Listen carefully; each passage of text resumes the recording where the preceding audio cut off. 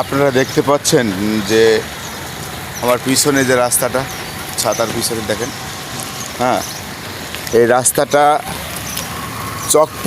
চকপাড়া থেকে গাজীপুর পর্যন্ত গেছে। দেখেন রাস্তার অবস্থা একটু দেখাই আপনাদের। এই যে সিএনজি কেমন আসতে আসতে বৃষ্টির ভিতরে, হ্যাঁ, এই হচ্ছে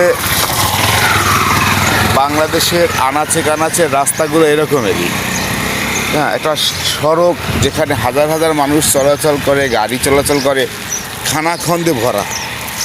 একটু বৃষ্টি হলেই আর সম্ভব না এখান থেকে চলা।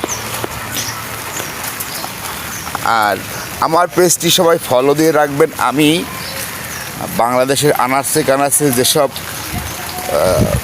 খবর কেউ কখনো তুলে ধরে নাই, সেই সব জিনিস আমি আমার এই পেজের মাধ্যমে আপনাদেরকে দেখানোর চেষ্টা করব।